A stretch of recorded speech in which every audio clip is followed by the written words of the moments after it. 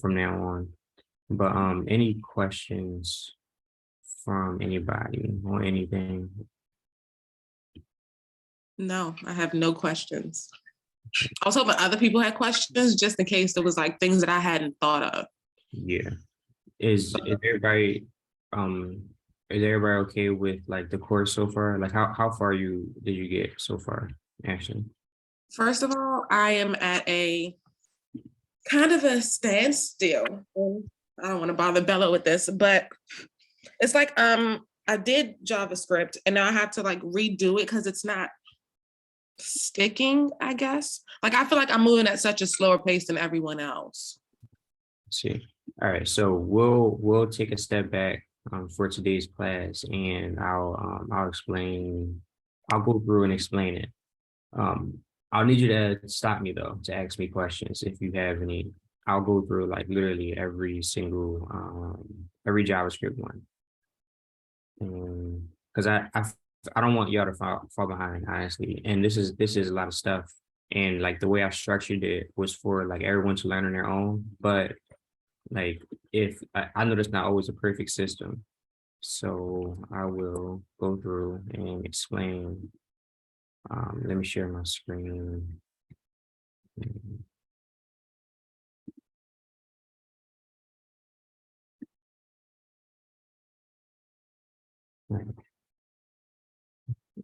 Y'all can see my screen, right? Yeah. Okay. All right. So so I'm basically inside of my my HTML file, right? So I have yeah, if there's any questions, please just like shout them out or whatever. So what I had did here was I created 2 JavaScript files. I wanted to show you this. I mean, y'all can link as many JavaScript files as y'all want. There's no like real limit to how many y'all can link. I have go ahead. Question. I don't think I've ever tried to link multiple. And they would be main. Oh, okay. I was about to ask, how will your index file know the difference, but you name the main and then app? Yep. And with these JavaScript files, like you can name these whatever you want. Like these ones don't have like an actual like standard name. To be honest, so index.html is always named. That's always that. The main page anyway. Man, you can have more than one HTML file also, but I don't want to like go too crazy with that. And let me see, I normally use app.js or main.js, one of the two. You're going to see app.js a lot, like later on. So I guess I would just get used to using app.js. I had put the code that that was given to me in the in the Slack channel by see here. Yeah, you see it right now. So Ibrahim gave me some code to like pick a random person. So this is pretty good. And I was actually going to create this myself. But yeah, you can name these files wherever you want. Let me just delete this one. I'll just teach from this file here. Let me just move this all the way down. Yeah. And if y'all get like stuck like this, like let me know, because like it kind of gives me like a temperature check of the class, and then I can like adjust as we go. But yeah, setting up JavaScript file. That was that first video when we link the JavaScript files like this. Anytime you want to link a JavaScript file, you just name it over here, and then you add a script tag, and then you link it with this here, source equals whatever the name of the file is. Let me do this. Delete. That's the trash. Okay. Let me see what next. Let me actually open this up in a browser. We have it.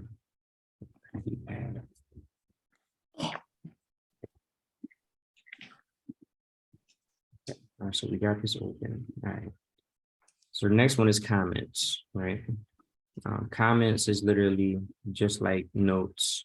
that you put inside of the JavaScript file, this node does nothing. Like it literally does nothing besides give you some direction or whatever you want to use it for. Notes are used for like pretty much like anything nowadays. And let me actually show y'all examples of these while I'm gonna show examples of them while I'm kind of like showing y'all, just so that they have some kind of meaning. I'm gonna open up the code for the completed, like for all of the completed code, basically.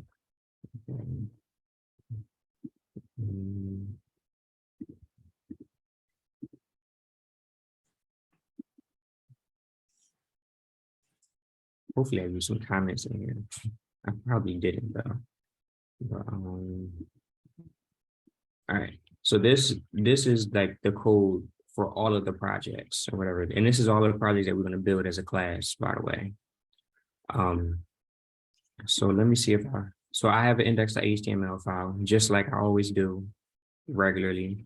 And I even have some comments in here. It looks like I have comments on like different sections of the actual project, and just to show y'all. Let me bring this up also. So this project has a lot of different projects here, and all of this stuff is HTML, obviously. The first one being like the video here, and we can see that in the comments actually. So we got the video player. The next thing we got is password generator. You can see it in the comments. Password generator is here. Then we got like a quote calendar, which is here. So on and so forth. You'll see all of these lined up in the code just like this. And this is a good use of comments. I'm not sure if I use them in the JavaScript files. Yeah, I use a comment here inside of one of the JavaScript files. Text to color mapper. Like this isn't significant right now, but what this is like me telling myself like giving myself a further explanation of what this is. It's color. It's a color map, and just to show you where it's used here inside of this like little app right here. But yeah, that's JavaScript comments. That's how you want to use them to sort of tell yourself or remind yourself what some piece of code does. I don't think I wrote too many comments, but it's fine. That was the example right there. All right, so the next thing is it's this one. The next thing.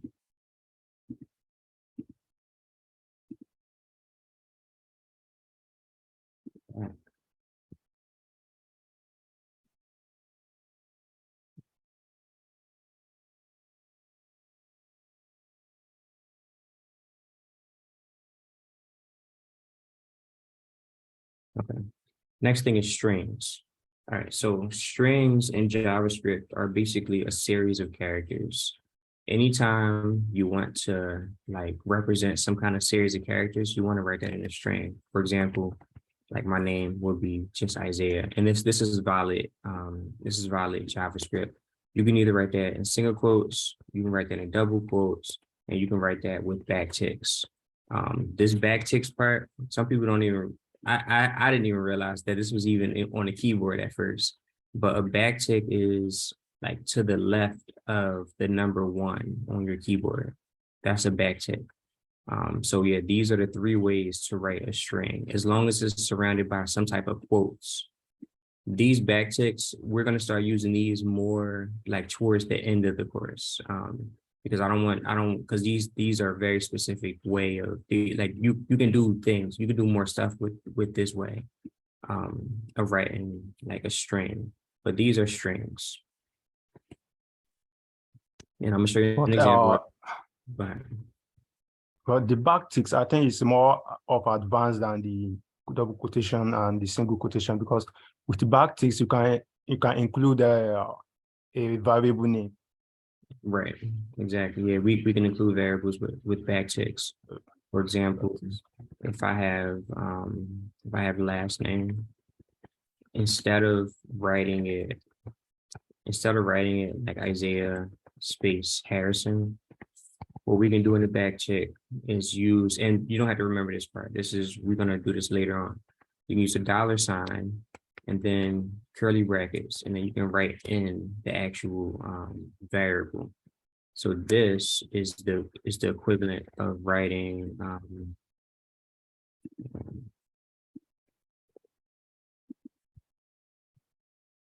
this. This is the exact same thing. First and then last name. First and then last name. In the second case, we're using a variable. And like I said, we'll use this a lot later on because it's very convenient. But let me show you an example of strings. So in this file, I have a few strings here.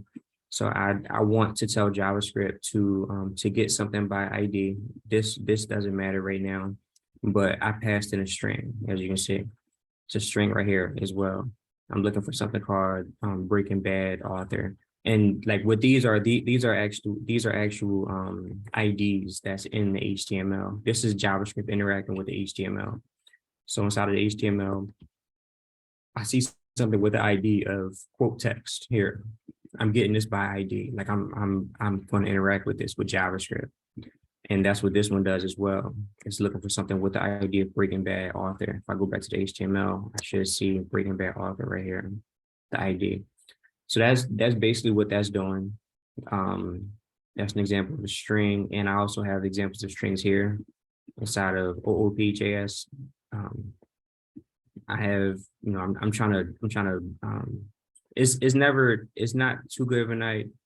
Actually, yeah, this is just an example. I don't want to complicate this too much. This is a variable. I'm setting this variable equal to a value, and the value that I'm setting it equal to is a string.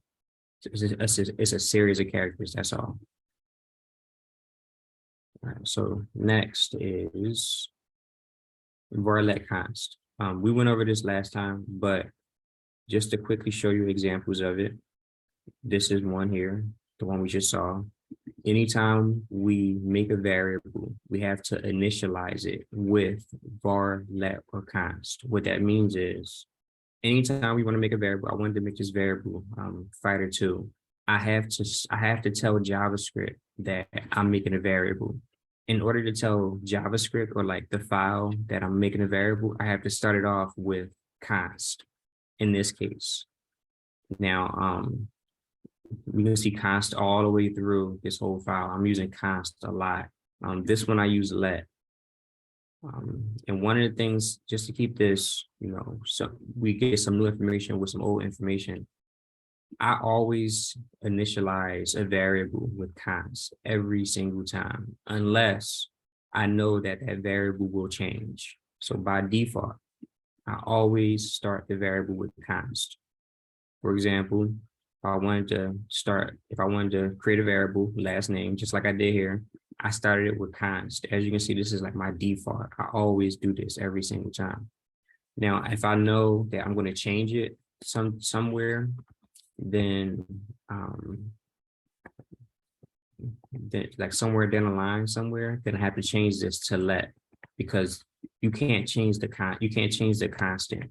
Once it's set, it's set. You can never change it again. But if you want to be able to change it, you want the flexibility to change it, then put let here, because we know that we're going to change this down here.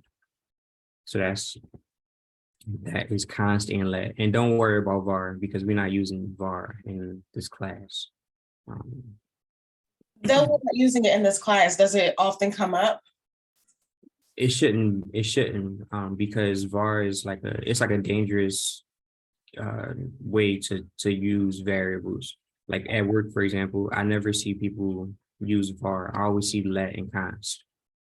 And if you and var could be used like let, like if you wanted to change something ever, like this, like the same thing here. Like I could have put var here instead, and that this would have worked. But the reason we don't use var is because it's unpredictable, and that's the real reason why we can't control it as much. So we just gonna use let and const in the class. We're never gonna use var. I mean, we never gonna use var.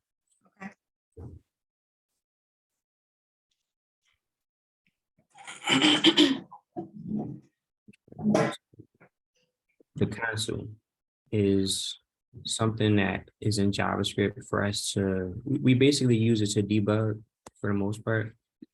For example, so I just commented all this stuff out. And to comment stuff out in bulk, by the way, if you highlight everything or just highlight the lines, you can see that line 4 is not highlighted all the way. You just highlight the line and then you press, on a Mac, you press Command / and it does all of them together. On Windows, you press Control / and it comments everything out. I think it's Control / if but yeah, that's how you do it. That's how you comment everything. Yeah. Okay. So the console, right? The console is a way for us to like sort of see the JavaScript. So let me open this up. So this is the console in the DevTools. If I refresh this, obviously I don't see anything.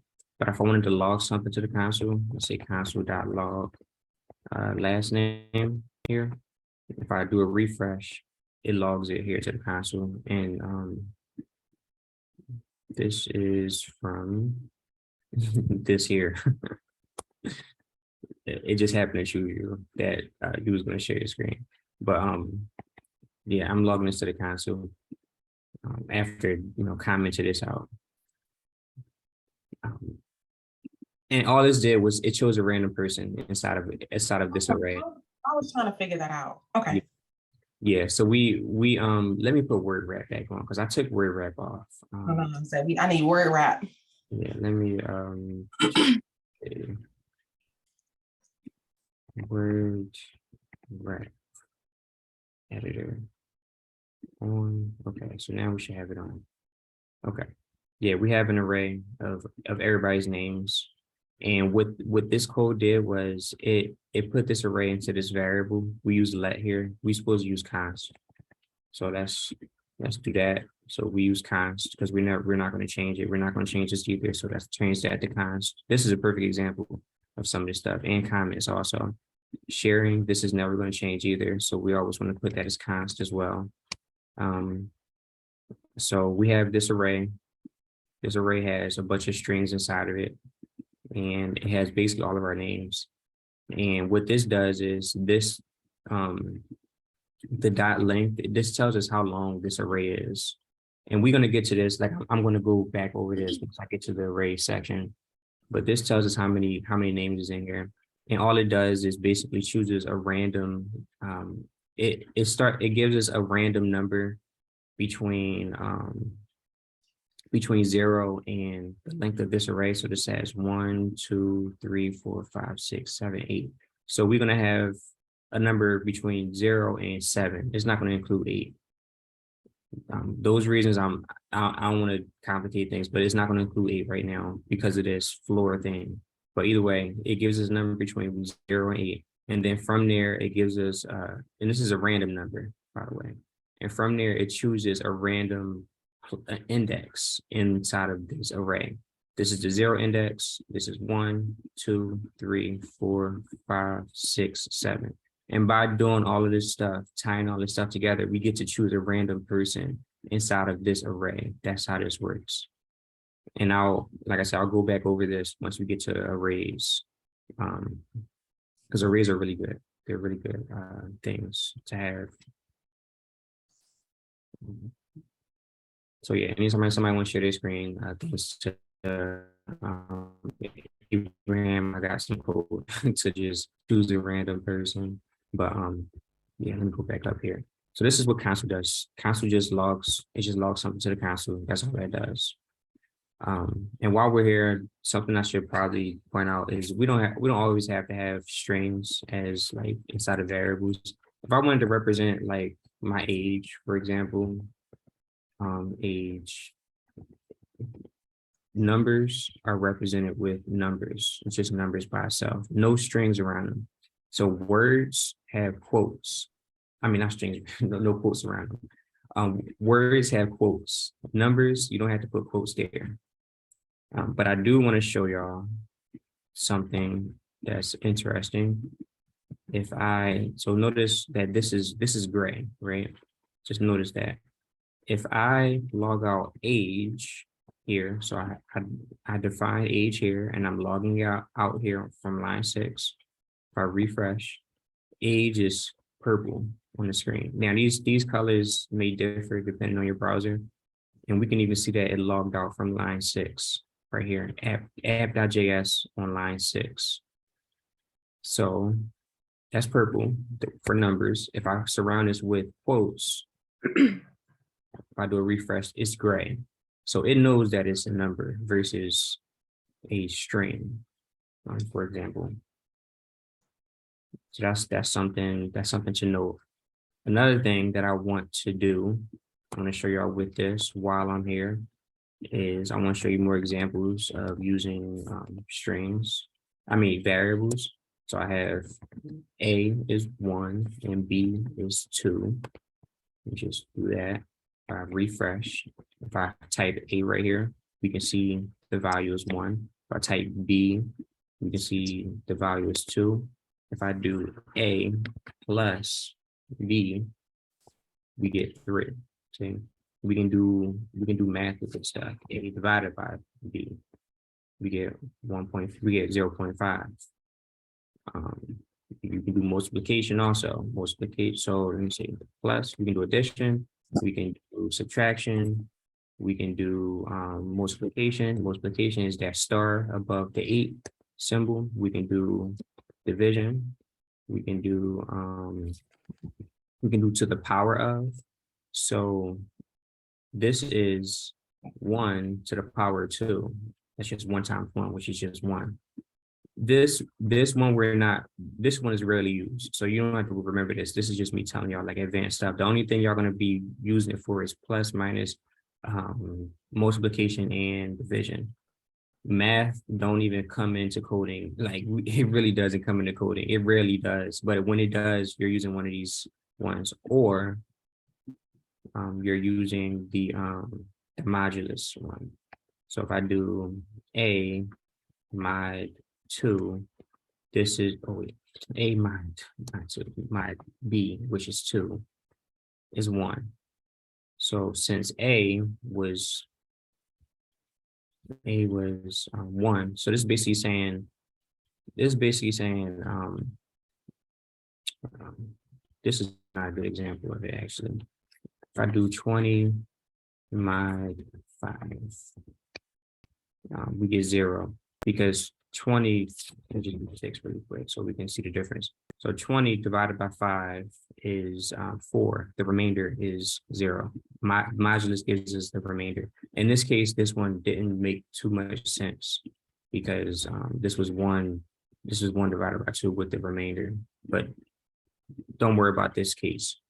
So this is 6, 20 divided by 6, 6 going to 20, 18, up to 3 times, which is 18. The remainder is 2. So that's why we got 2 here. That's all that does. So you'll be using this modulus one, and you'll be using addition, subtraction, multiplication, and division. So that's those. And functions, of course, are these things here. You basically use arrow functions. We're going to use all the arrow functions here. That's all we're going to use in this class. So as always, we use like const to like define a variable. And I'm just going to say fn for function equals. So this is how we always start off every single time. And then with a function, we do the parentheses, fat arrow. This is called a fat arrow. So it's just equals and like a greater than sign, and then the 2 brackets here. And basically a function just helps us fire this code whenever we want. Like if I do a refresh over here, we don't see hey printed out. But if I call the function or if I like execute the function, so I got to put the function name and then use these two parentheses here. If I do this, what that does is it runs the function. We're basically running the code inside of it. I'm gonna give you an example of it with the code for the completed projects. As you can see, I wrote a whole bunch of functions, function here, and we're able to collapse these two, by the way. Here's an arrow right here. I can collapse the function. So it takes up less space. So see line 17 to 26, if I collapse this, you can see it just closes it basically. But yeah, these are functions.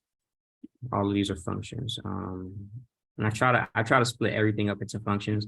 Basically, functions do a specific thing. That's what I teach in this class. And the reason I'll say that is because I'm teaching our best practices and not everybody follow best practices, but they do a very specific thing. What this does is it gets the fighter stats. That's all this does.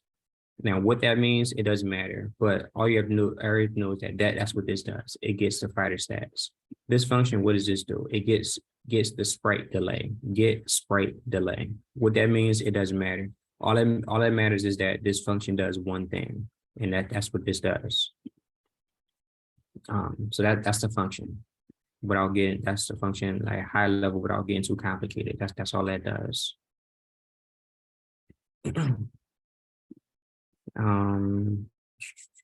Debugging, null and undefined. We don't have to worry about that. That's not that important. Strings, we did that. Okay, so with strings, right? Now, sometimes when people, let's say that you have like a sign up form or something like that, like for example, like I have to, in order to let me log that out. In order to sign up for like this, I had to put like my email here, right? My email, and then I had to set a password. Now, sometimes some people, they put like a space in here and it's so annoying because like if you put your email, right, it's going to include this space because this space, let me just put a few more. It's going to include this space because this space are characters, just like MOC dot L, everything inside here will be saved in their database. So it knows that this email is associated with you. We don't want to have to like have spaces in here like that because it's not part of your email. That's the use case of what I'm about to teach y'all or show y'all over again. So if I had my email, right, and let me just copy it here. For some reason, the user put a space there. It's not supposed to be a space there. To get rid of all of the spaces on inside of a string, you use the trim method. So let me show you this in the console so that I can show y'all how to start to like test code outs that y'all don't really understand or whatever. So I'll paste that in there, right? If I press enter, I can see that it still has that space in there. I'm gonna press the up key to get the last thing that I just pasted. If I press dot, I can see that there's a lot of different things I can do with this string. Every one of these things does something. For example, if I click length here, this tells me the length of the string. This is 27 characters. If you literally count this out, this is 27 characters, including the space. If I do trim is a way to trim off everything from the front and the back. As you can see, it says an F right here. The reason it says an F is because this is actually a function. And remember, to call a function, we have to do these parentheses here.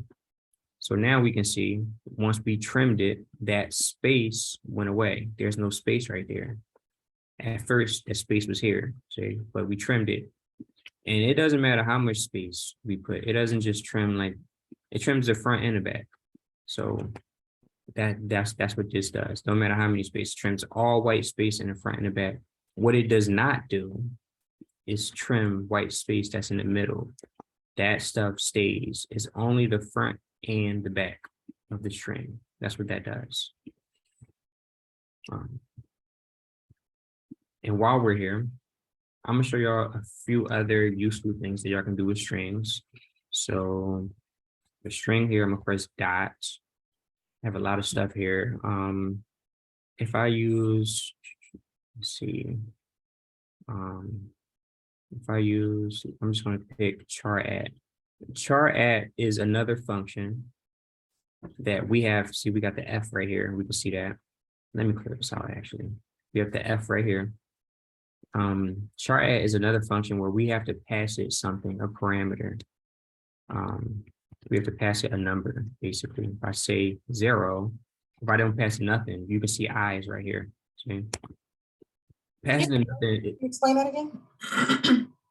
Char, it basically gives us the letter at a certain index in the string. So every string have indexes. So let me just, so this I is the 0 index. We always start with 0. S is the 1 index. A is the 2, 3, 4, 5, 6. And we keep going until we get to, I think it's 26 characters here. So what char does is it tells us the letter at a specific index. If I put 0, it's I. If I put 1, we see S. If I put 2, we see A. So on and so forth. All these things do are like manipulate strings.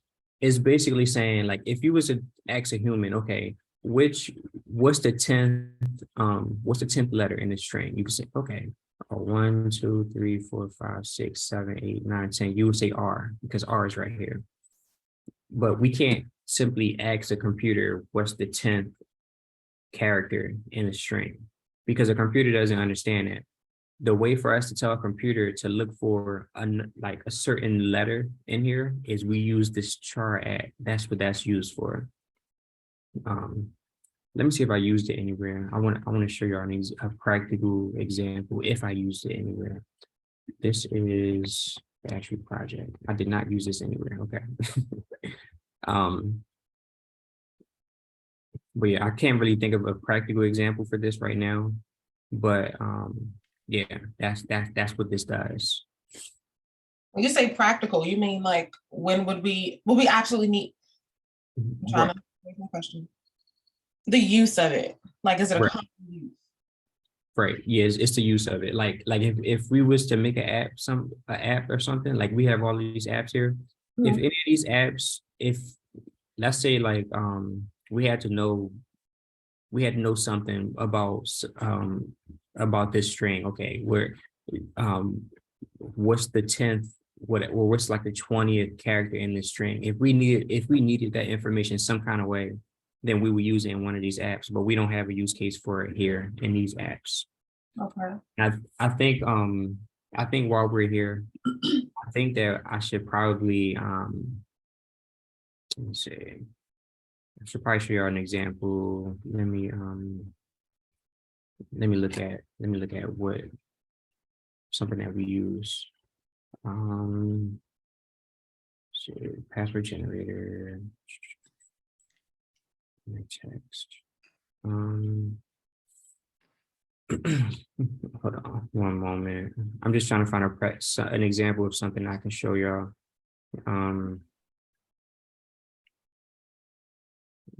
Quick word like text. No. Let's see. Oh, you know what? I gotta have.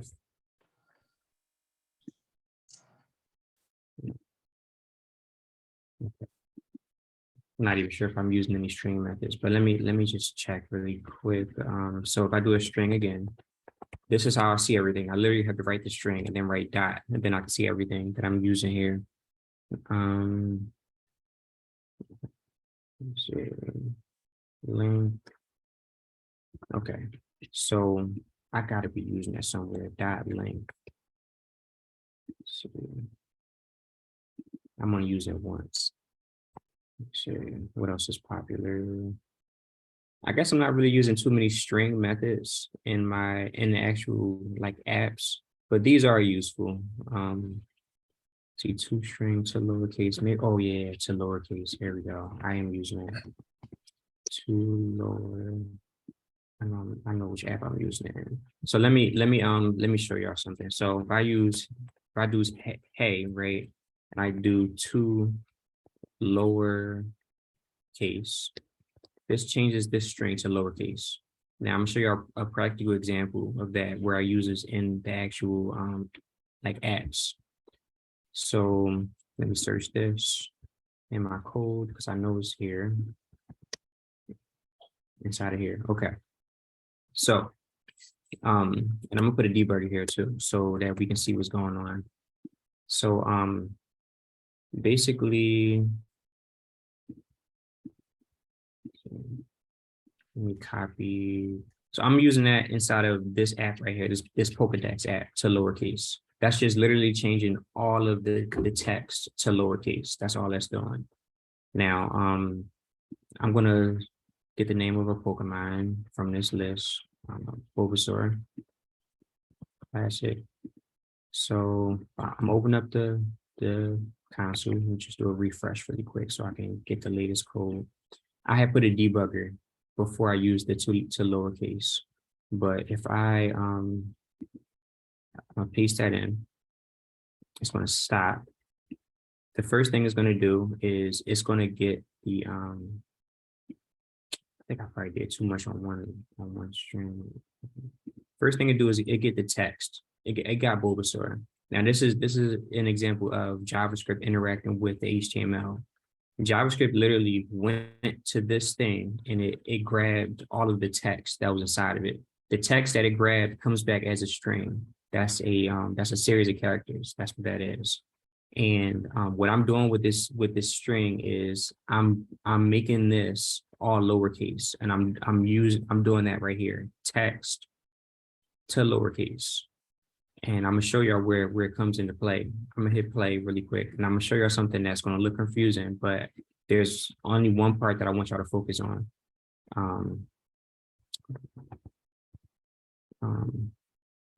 Basically, what I did was I created this string here, and I'm gonna get away from that string that screen before it looks too confusing. But I created this. I combined this string right here, and this string is here. Is here. I combined this, so I have Pokemon URL plus whatever this was in lowercase. So I have this plus Bulbasaur all lowercase. I had to make this lowercase on purpose because it wouldn't understand what this was if this wasn't lowercase. It's just part of the rules of the thing that I'm using. What that is doesn't matter at this point because this is way far ahead. But this is me using to lowercase because I need lowercase letters. That's one way to use to lowercase. Something that's more practical and probably going to be a little bit more understandable is when I compare things. So for example, let's take to lowercase. Is this? Let's give random character from the string. All right, so something that's more practical, and I don't have it inside of this app, is whenever you compare strings. For example, we have hey here, right? It does hey equal hey with all uppercase? This is true. These two strings equal each other. But if I do lowercase, this is false. These strings do not equal each other. The reason I'm showing you this is because whenever you do a password reset, it asks you for your old password, your new password, and for you to rewrite your new password. So when you write your new password, you write it like this, right? You write some password 1, 2, 3, whatever your password is. It's using this, it's checking to see if the new password is equal to the old password. So if you did this, it will say false because those two passwords don't match up. That's a use case of to lowercase. That could be a use case of to lowercase if you're not actually. Let me show you another example. Hold on. If I do this, if I do capital here, if we set false, okay, they don't match. But let's say, for example, you don't want to take into consideration the case. Only thing you want to compare is to see if both of these equal each other. Like do they have the same letters in them? Like let's not compare the case. I would have to do here to lowercase like this. That's true. So basically what this is doing is before it compares both of them, it's going to compare the lowercase version of both of them. So it does this, and this is the same thing as basically, let me put this inside of the JavaScript over here.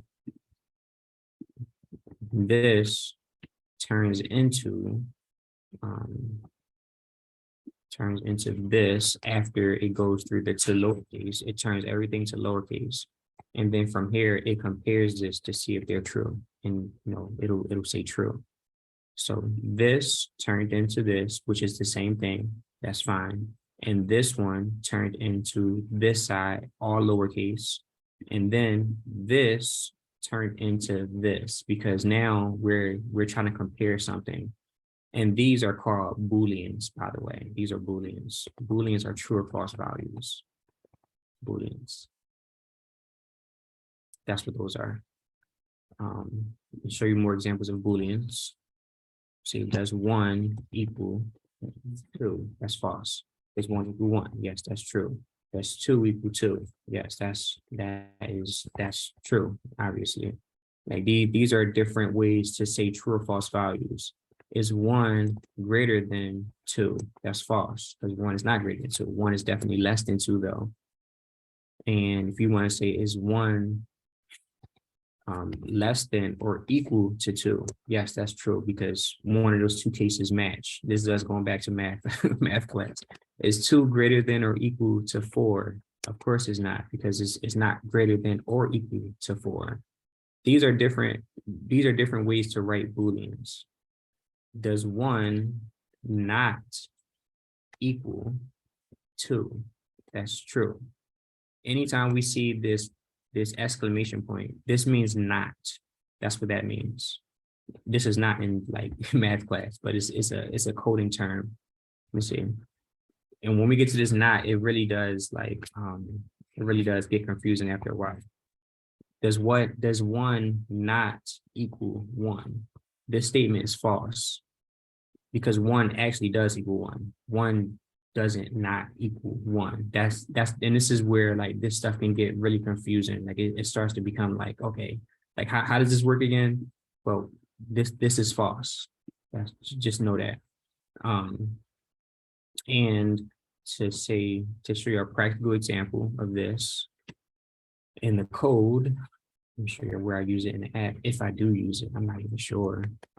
Not that, I shouldn't look for that. Look for this. Look for this and the JavaScript files. I'm not even sure if I even. Oh wait, I use. No, I don't think I use any of these actually. No, I use this. Triple equal. This. Yeah. All right. So I'm using this inside of the code. And this is a perfect example of like where you would use this. You would use it inside of an if statement. So those if statements, I'm only using inside of if else statements here. And while we're on the topic, let's just quickly go over if else statements. And before I get there, I want to show you the difference between something.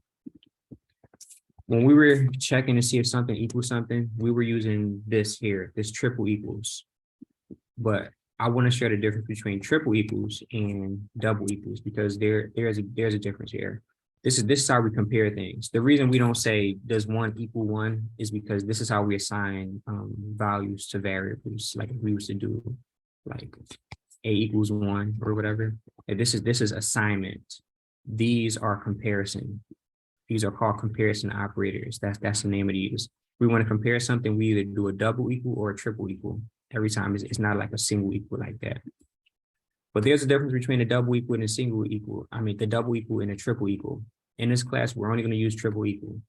This is another one of those things where it gets dangerous whenever you use double equal because you can like forget the actual rules behind it. And let me explain the rules behind it. If we say hello, right? If we say one triple equal, if we say one double equal, that's double equal one. This is true because one equals one. But we can clearly see that these are two different things. This is a number and this is a string. If we want to, so what we can conclude here is that this checks just the value. The value of one is the value of one. It's the same thing. But if we wanted to check the type and the value, we do triple equals. So you can see that this is false. The value are the same. Okay, one and one are the same, but is the type the same? This is a number and this is a string. So this checks the type and the value. Is the type the same? Is the value the same? If both of those statements are not true, then it gets false right here. This one just checks the value by itself. Is the value the same? The value of one is the same as the value of one. So it gives us back true. That's what that does there.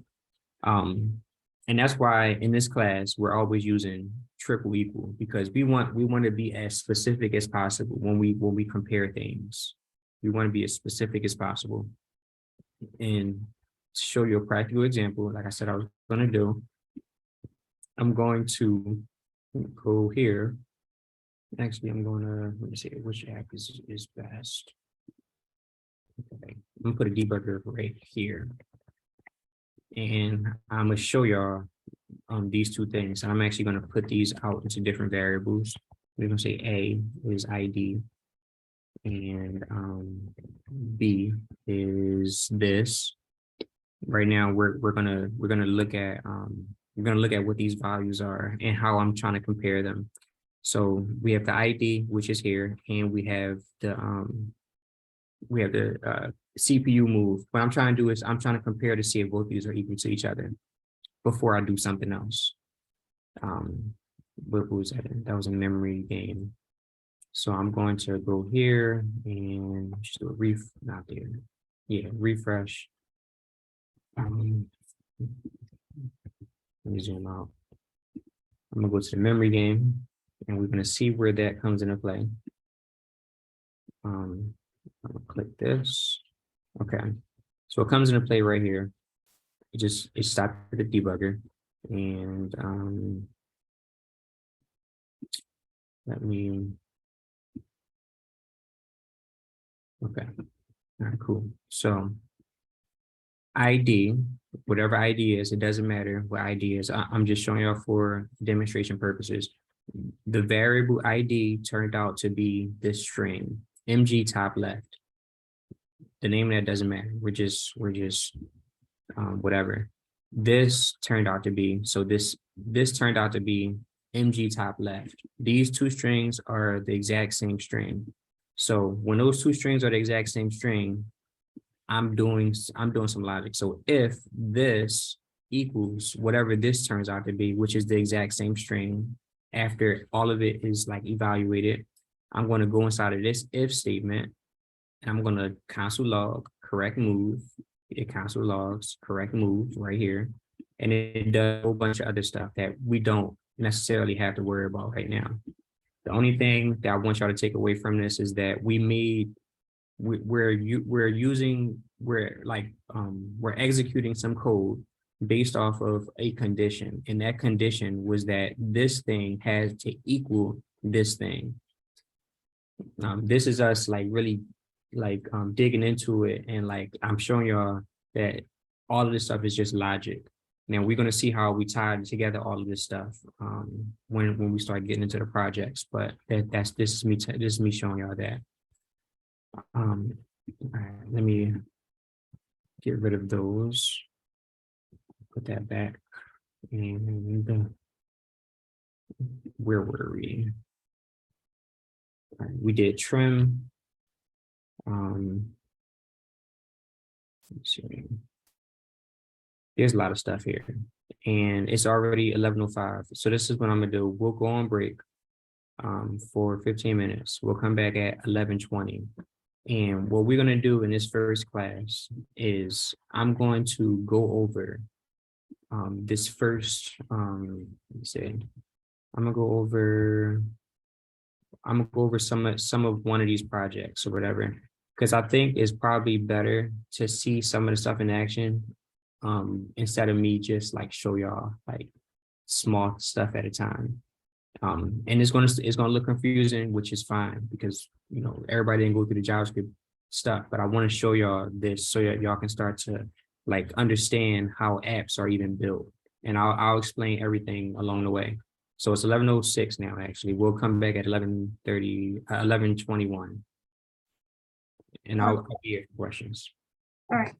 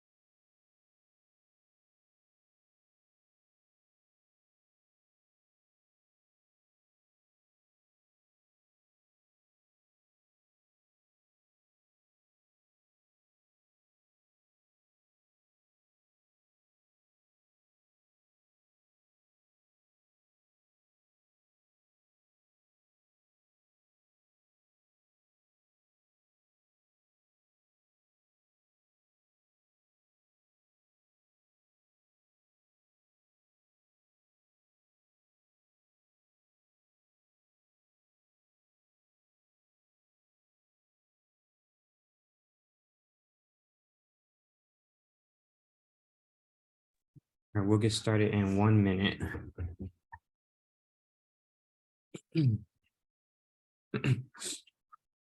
While we wait for a minute, I'm going to share my screen.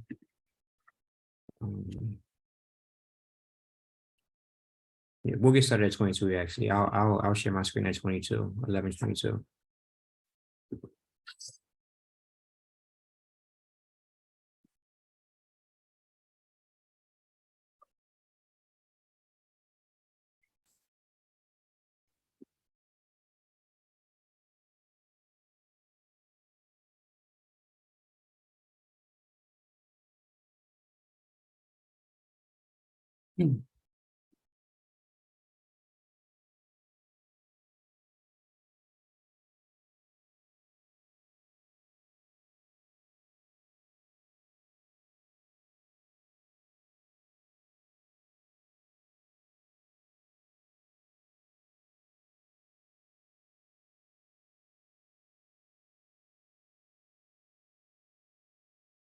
All right, we'll get started. All right, so instead of going through the projects from the course, I thought of something that I actually think is a really good idea. I'm going to show y'all the first JavaScript project that I ever put together, and I'm going to build it while we I'm gonna build it with y'all or whatever. I'm basically just going to show y'all. And I think this is going to help illustrate how things tie together when it comes to like developing.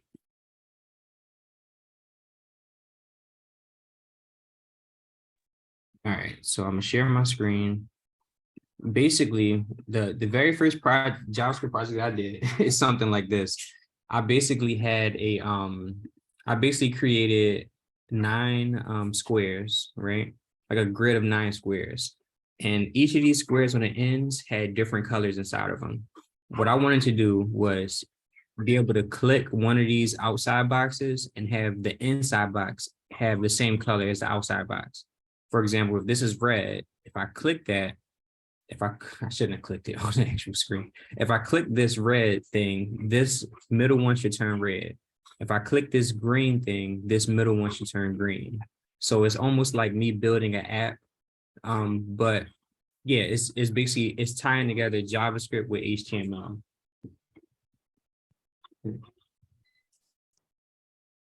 Me babysitting and doing this at the same time. All right, so I'm going to basically build this whole thing, and I want you to stop me for any questions because I'm going to show some things that you may or may not have seen, but I just want y'all to understand like the idea behind what I'm doing.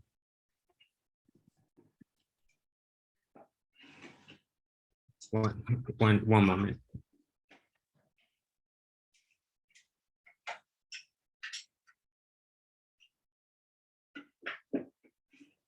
All right, cool. So I'm in an empty folder, and I'm literally just going to do this from scratch, and we're going to see this done within the time frame of the class.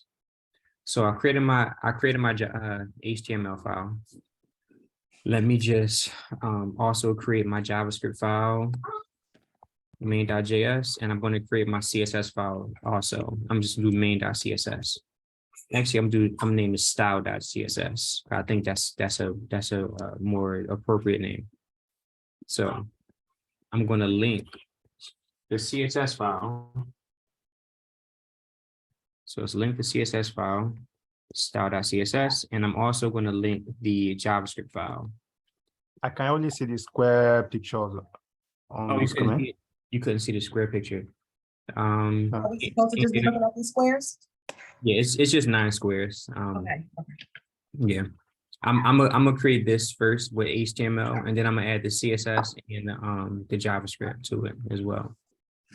So yeah, and like I said, when we click one of these outside boxes, the inside box should equal like the color of the outside box. So just think about like how something like this could be done, and I'll show y'all it obviously. So so this is main.js. Okay, cool. So I'm gonna open this up in a browser, and we're gonna see this being created little by little. But we're gonna get this done before class is over.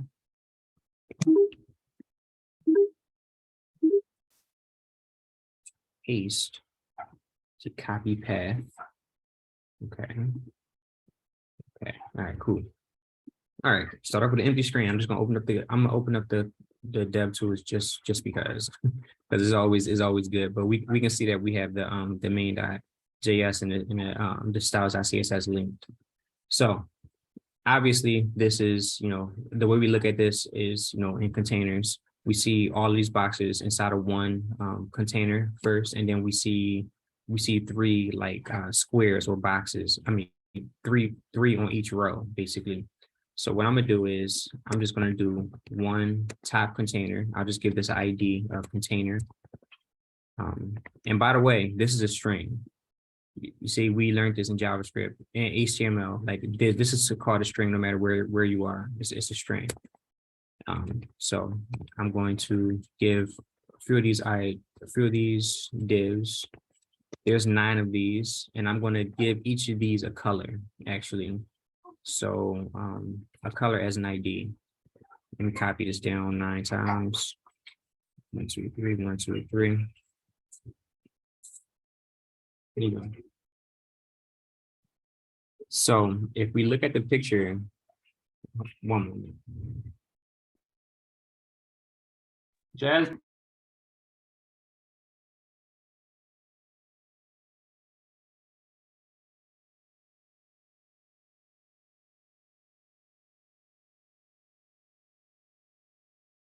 All right, I'm gonna code and have a baby at the same time in my hands.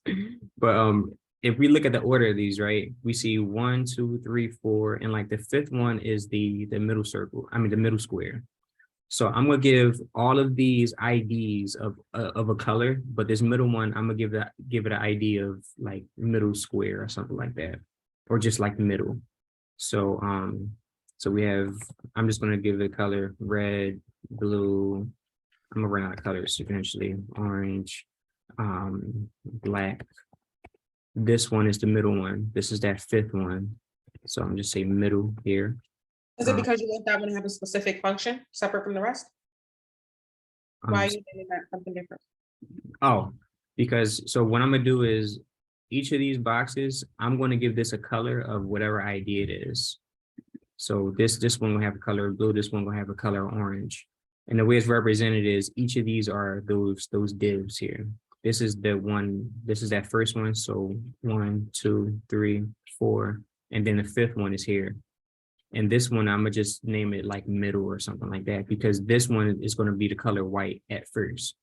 And then when we click one of these other ones, it's gonna change the color of the middle one. Okay. Yeah, I'm just giving it, just the name of the, how many? 1, 2, 3, 4, 5. 1, 2, 3, 4. Yes, 5. Okay. All right. So let's see. Red, blue. So yellow. Purple. Let's see. Red, blue, yellow, purple, gray, and let's see. Red, blue, green. Did I do green? No, I didn't. All right. Obviously, I'm very basic with my colors. I don't know any fancy colors. I just have the basic ones. And obviously, if we look at this in a browser, like nothing shows right now because we didn't actually start to style anything. But we do have all of those divs here, right? So this container, I'm going to give this some styling. I'll just say, I'm get a background color also because I want to see it as I style it.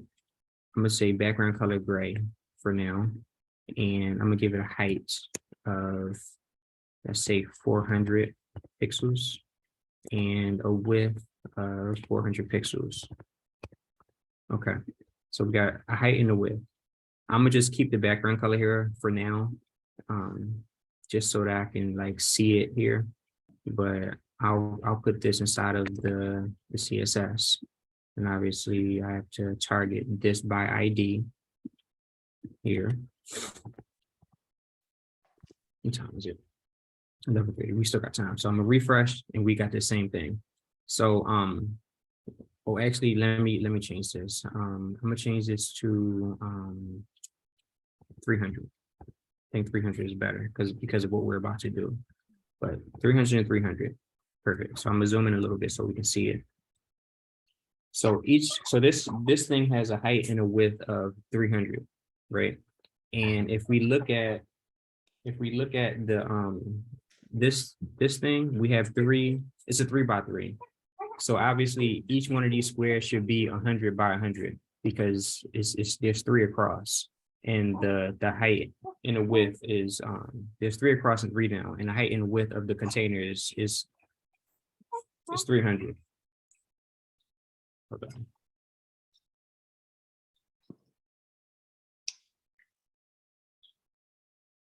Okay. All right. So I'm also going to give all of these class names as well.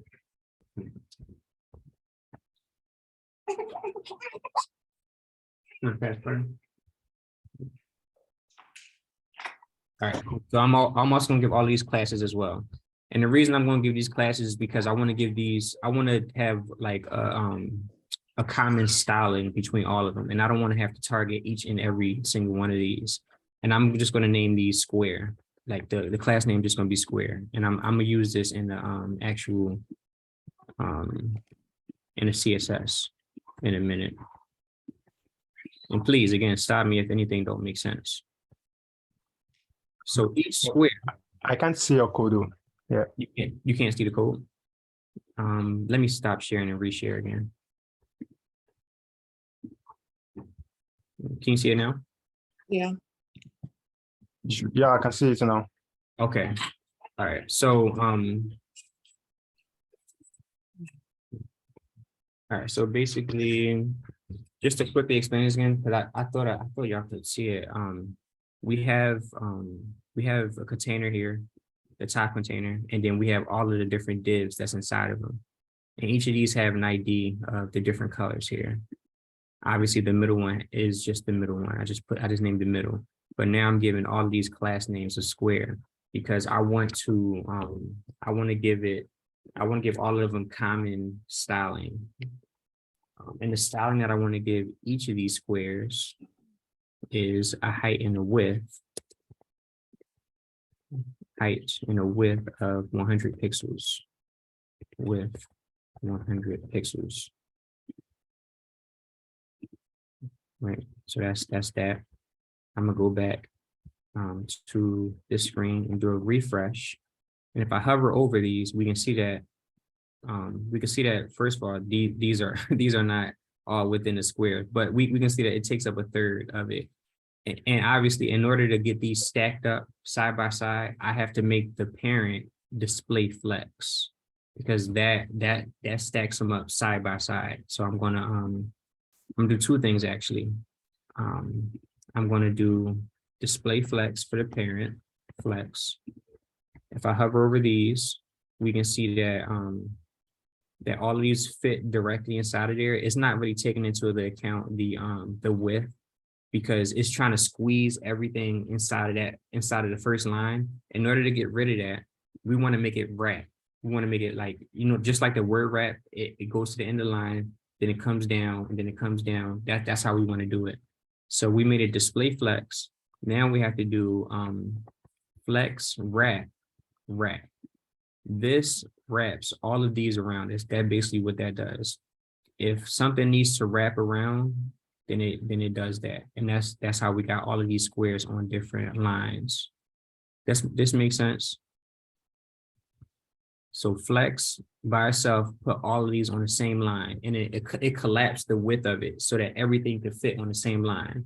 When we do flex wrap, it keeps all of the height and the width of the original like things, and it wraps around if it takes up too much space. And that's how we're able to get 3 things on each line. So I'm gonna add this to the container here. Just do a refresh, and we can see that it's still there. And now what I'm going to do is I'm going to give the background. I'm going to give each of these things different background colors. I'm just going to say, let me just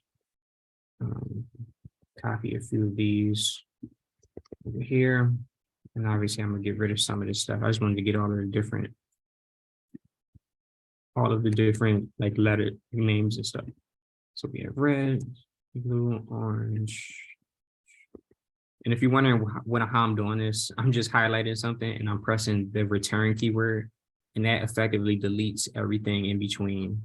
So I'm just highlighting everything I want to delete basically, and it drops it down to the next line. It's me using the shortcuts that I kind of like, kind of gathered. So I'm going to put all these on different lines really quick, and I'm going to target all of these by ID. So it's ID. I'm going to give it these curly brackets. Actually, let me see ID. I'm kind of doing this like out of order almost, but I don't need that one. So yellow, purple, gray, green. So this one, but whatever has the ID of red, I'm gonna give it a background color of red. And do the same thing with the rest. Background color of blue. Orange is going to have a background color of orange. Black is going to have a background color of black. Yellow, background color of yellow. So on and so forth. Purple. And then we have gray. Right. So if I go back and I refresh the screen, where is it here? Let me actually put this on this side. So if I refresh the screen, we can see that we have all of the colors. Hold on. 1, 2, 3, 4, 5, 6, 7, 8, 9. Green. I didn't put green there. I missed it. Okay, so green has a background color of green. And I'll actually make the container's background color white, because I want this middle square to be white. That's why I'm doing that. So I'm gonna save this and I'm gonna refresh here. So we got all of the different colors here. So now the HTML and CSS is pretty much done. Now I got to put the JavaScript on top of that. If I click this orange square, this middle one should turn orange. If I click this yellow square, this middle one should turn yellow, so on and so forth. And I'm gonna do all of that inside of the JavaScript file. So with on HTML, something I didn't show yet, and something that I'm going to show inside of the course is we're able to fire JavaScript from the HTML. Now let me give you an example. I'm gonna create a function called change color. We're gonna pass it a color to this function, and then we're gonna log the color to the console. Okay, that's how we're gonna do it. This normally have parentheses over it. I'm just leave parentheses here just to keep it simple. So we have a function, it takes in the color, and then once this is called, it's going to log the color to the console. Just to give you a quick demonstration of how something like this is going to look. If I do color and I call it with red, we should see red log to the console. I'm gonna go to the console here and I'm gonna do a refresh, and I see red here. So red logs to the console. Simple, right? So now what I'm going to do is I'm going to fire this function from the HTML. So that on each of these squares, I want to give each of these squares some kind of way to fire this function whenever you click one of those squares. So when I click this square, it should fire this function with the color that I want to change the middle one to. As an example, this one is red. This is the red square. I'm gonna give this an on click. This is another what's it called? HTML event listener. Right, exactly. This is called an event listener. This is another HTML attribute where we can put the name of a function inside of it, a function that's inside of our JavaScript file. How does it know about that function? Because it's linked here. That's how it knows about the function. So if I call this function with the text of red. I gotta put this inside of single quotes now because I'm using double quotes on the outside. So let me see something. If I refresh, it just fires red. So what I have to do is actually I have to give this a I have to put this inside of an arrow function.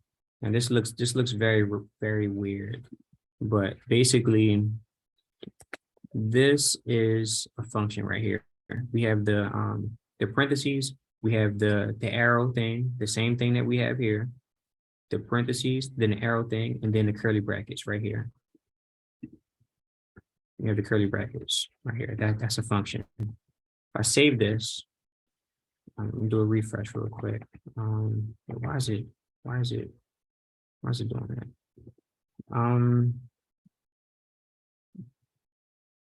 Hold on, let me think about this.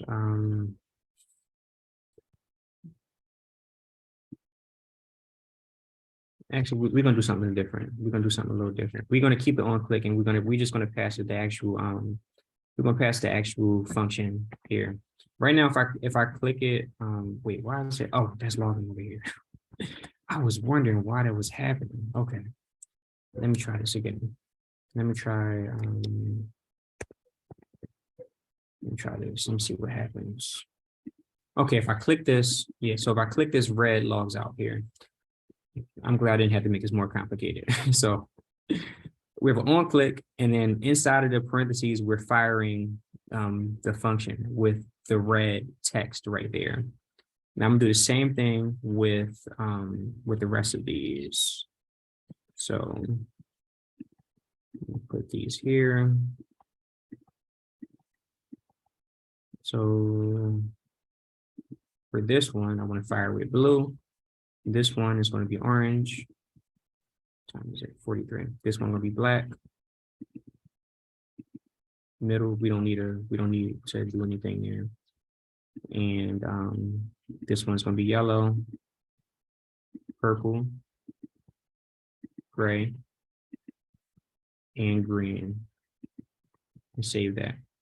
If I go back here and refresh, let's make sure everything works. Red, blue, orange, black, yellow, purple, gray, and then green. So now we have the HTML hooked up to the JavaScript whenever we click one of these things. Now what I'm about to do is start manipulating the HTML with I'm gonna manipulate the HTML. I'm gonna change the color of this white box. That's basically what I'm trying to say.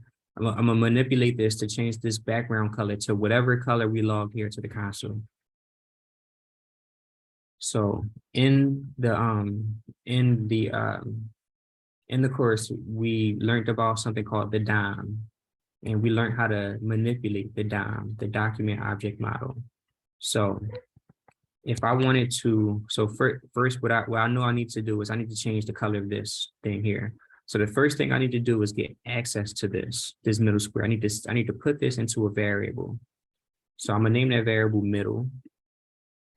I'm gonna say const middle equals document dot get element by ID. I'm going to get it by ID, and the ID of that is middle right here. I'm gonna put the debugger here so we can see this step by step. So what this essentially does is it goes to the document, which is here. It's going to get something by ID. The IDs are here on these HTML elements. And the ID that it wants, the thing that it wants to get is something with the ID of middle. So it's going to look through all of this stuff. It's going to say, okay, here's an ID and this ID equals middle. So it's going to grab this whole thing and it's going to put it inside of this variable right here. I'm even going to log that variable to the console, actually. I'm not even going to put a debugger here. I'm going to just log to the console so we can see it. I'm just going to log middle by itself. Do a refresh.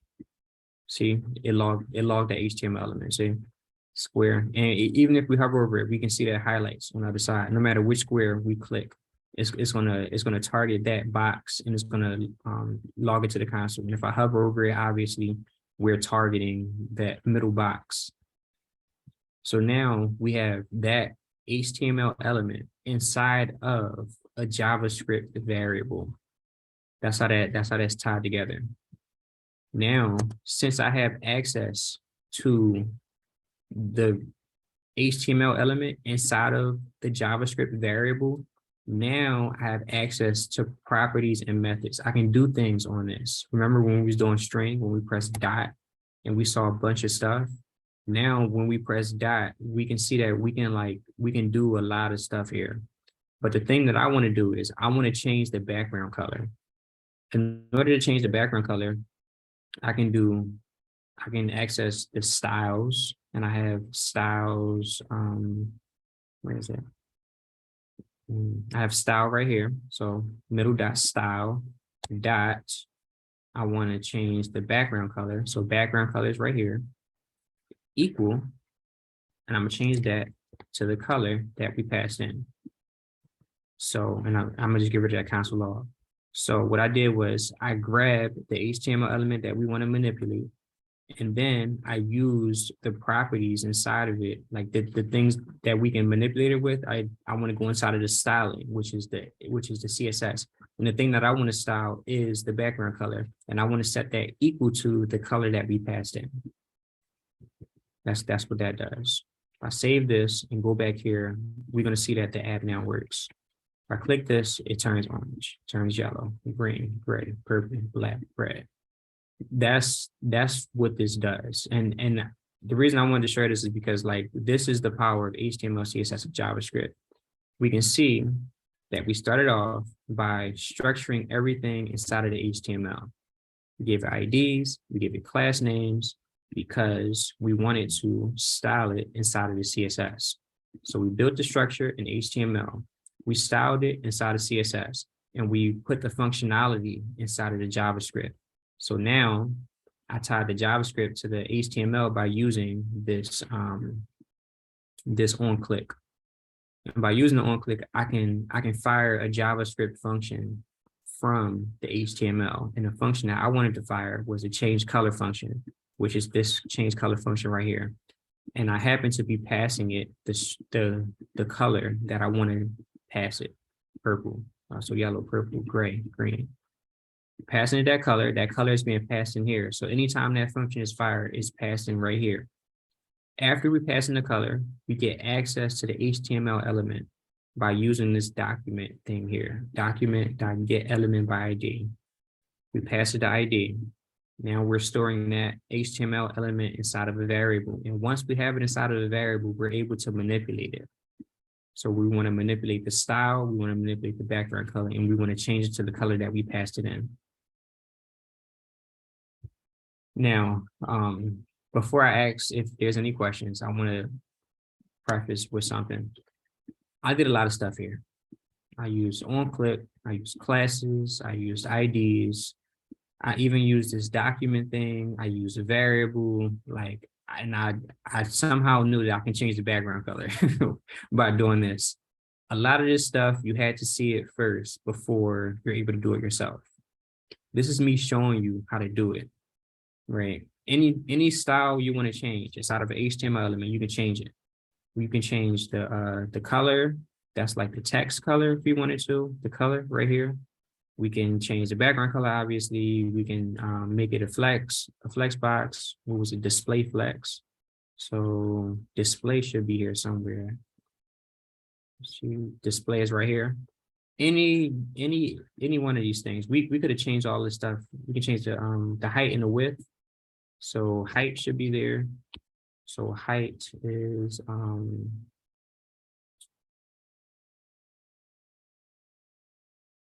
height is here. With every single CSS thing is here. And yeah. So any questions on any of this? I know this is a lot of stuff, but like any questions on like the first question I want to ask is any questions on like how, like, do both of y'all understand like the thought process behind it first of everything? Yeah, I understand everything. All right, cool. So any questions on like anything that I just did? Oh yeah, I was like, can we add beneath the middle dot style or background, that can we add like set timeout so that within maybe either 1 minute, then the color change back to normal, the previous color, back to white. Yeah, we can do that. So basically, that's added extra like functionality to it. But I think that's a good thing to just show really quick. Did you have any questions, Ashley, before I show how to do that? No, go ahead. I wanted to understand what he was asking. All right. So he basically was saying, can we change the color of something, like let's say every minute? But what I'm gonna do is I'm gonna make this a little bit better. What I'm gonna do is I'm going to change the color of this middle box to a random color every second. So every second that goes by is going to be either red, blue, orange, black, yellow, purple, gray, or green. It's going to be one of those colors. So the first thing I need to do is I need to store every color into a variable. And that's just like kind of like my thought process behind it. I know I need to change it to one of these random colors. So the first thing I'm always thinking about is how can I display that in like JavaScript? So, and the first thing that came to mind was to store all of those colors inside of an array. So I'm gonna put all of these colors inside of this array.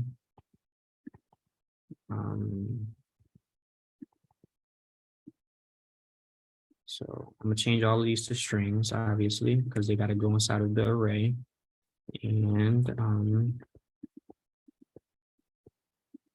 gonna put all of those inside here. So we have commas here. Okay, so we have an array. Array is basically something surrounded by square brackets. We're able to put more than one value inside of it. So I'm putting all the different colors inside of it, and notice all of them are strings because they're text. So I have red, blue, orange, black, yellow, purple, gray, green. First thing I need to do is I need to I'm gonna create a function that says make random color.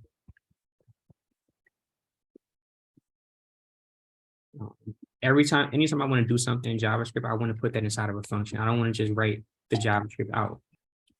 So I made a function and I'm going to fire the function. So anything inside of here is going to be run. So first thing I need to do is to get a random color from here. So I'm gonna do the same thing Ibrahim did with getting a random name from an array. And I'm basically going to get a random index from this array. This is a 0 index, this is a 1 index, 2 index, 3 index, 4, 5, 6, 7. That's how that works. So first thing I'm gonna do is I'm gonna use this math object. The math object allows us to do math on things. We can add things, we can subtract things, we can get the sine, the cosine, we can do all kinds of stuff. But what I want to do is I want to get a random, I want to get something random. And this literally gives me a number between 0 and 1. And what I'm gonna do is I'm going to let me actually show you this step by step. It's 54, so I'm gonna like sort of speed through this a little bit, but I'm gonna show you this step by step how this works. So if I do a refresh, it logs a number between 0 and 1. You can see that it's like a really large number. I mean, it's not a large number, but like the decimal place is like really like big or whatever. If I get a number between 0 and 1, and I multiply that number by, let's say 2, now I effectively have a number between 0 and 2. So you see that. So I got a 1.49. I got 0.21. If I multiply that by like 20, now I effectively have a number between 0 and 20. We have 4 point something, we got 13 point something, 16, 18, 7, 11. You get the point of this.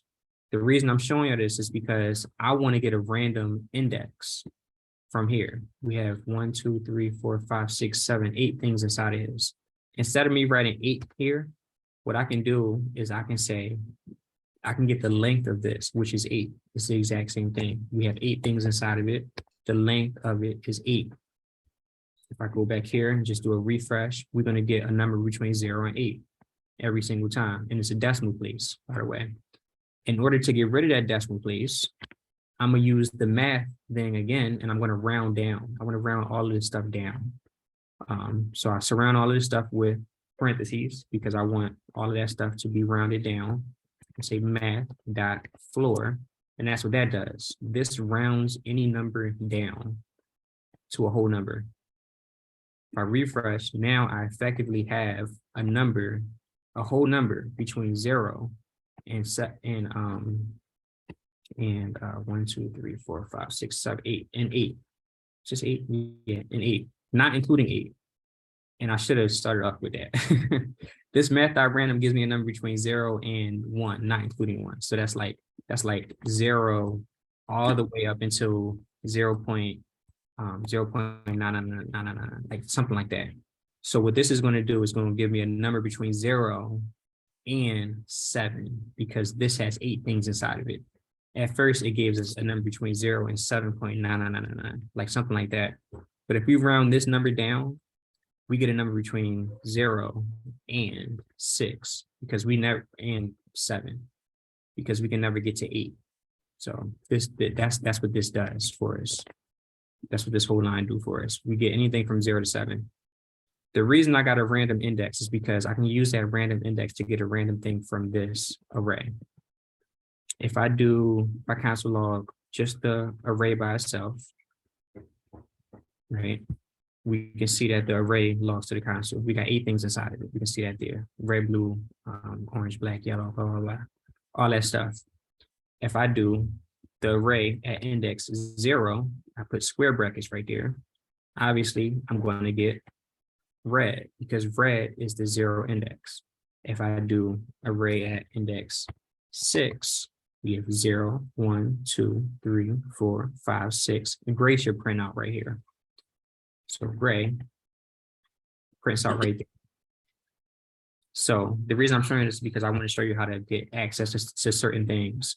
And because we're able to get access, because we're able to generate a number between 0 and 7, and it's a random number, now I effectively can get a random thing from this array every single time I run this function. And what I'm going to do is I'm actually going to run this function multiple times, but I'm going to get to that. So we got red, gray, orange, yellow, purple. We can see that we're getting random things every single time. And that's because we got a random index every single time. So a way to get something to run every second is to use the set interval. This is a JavaScript function where you pass it. It has two parameters, and actually before I do that, let me not go there. Let me not go as far right now. Let me see. Let me just put this into a variable really quick. This is the random color. This is the thing that we was logging out every single time, the random color. So we got that random color inside of a variable. It's going to be random every time, just like we saw from the console log. Now I'm going to do the same thing here. I'm just going to copy this whole thing and paste it down here. I'm going to get by ID, the middle thing, and I'm going to change the background color to whatever the random color is. So if I refresh the page, that middle one is going to change to a random color every single time, every time I refresh the page, because that function is firing every time I refresh the page. Now, what I'm going to do is I want to do this every second. In order to do something every second, we have to use something called set interval. Set interval takes 2 parameters. It takes a function. I'll give it this function. And it takes some milliseconds. I'm gonna pass it 1,000. 1,000 milliseconds is 1 second. 2,000 milliseconds is 2 seconds. 5,000 milliseconds is 5 seconds. 6,000 milliseconds is 6 seconds. I'm gonna go back to 1. You get the point. So every second, every 1,000 milliseconds, it's gonna fire this function. Every second. So let me comment. Let me actually delete this. I'm gonna save this. Now I'm gonna refresh. Now every second we see that middle thing changing to a different random color that's around this. That's me creating that app, and yeah, and it's 12 too, so it's perfect. So I'm basically, that's just another clear example of how to use logic to create an app and to create an app basically. And with JavaScript, I'm obviously manipulating the DOM or the HTML with this document thing. And I'm just using pretty much logic to create what I'm trying to create. Something I wanted to point out is that we can see how complicated this looked. Like just to change this color every second, we had to do so many different things. And this is basically what coding is. You learn each of these individual pieces. We learned about this. We learned about that. We learned about arrays. We learned about how to access certain things inside of arrays.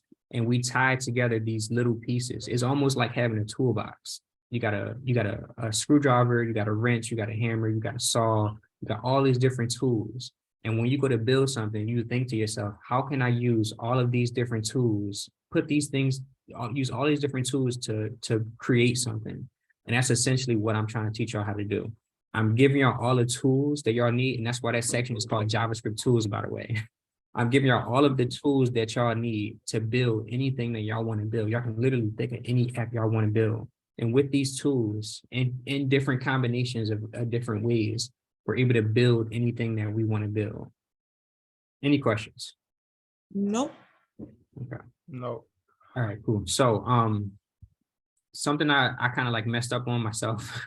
I had gave homework. Obviously not everybody did it, but the reason I'm gonna give a pass to everybody this round is because I didn't explicitly put it inside of the general channel. I didn't put, hey guys, the homework due like on Sunday or whatever. Anytime you have an assignment, I want to put it inside of the general channel, and I want to put it there to make sure everybody see that, you know, there's homework there. So from here moving forward, I'm gonna put every assignment in there. And if someone does not do the homework, you have to, I can't keep you in the class. It's a mandatory thing, basically. So I'm gonna put the homework in the general channel, and it's gonna be the exact same homework as it was before. You have to go to Cohort.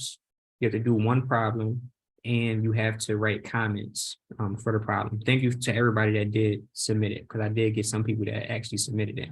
But I'm gonna put those directions in the general channel, and next Sunday, I expect everybody to do one Cohort problem, and I'm gonna put that in there as well. And like I said, with these Cohort problems, like all of this stuff that I'm showing y'all, like all of these random things that I'm showing y'all, all of this stuff is going to start to like make sense because y'all going to start to practice all of these. And the more you practice, the more you see these things, and the more it's like, okay, I understand what's going on. And you start to realize you don't necessarily have to memorize these things. You just have to know the idea behind them and how to find them. And that's what doing those Cohort problems is going to help y'all be able to understand. So there's no questions. I'm going to let y'all go because it is 12:04 now. All righty. All right. All right. Bye, guys. Thank you. See you.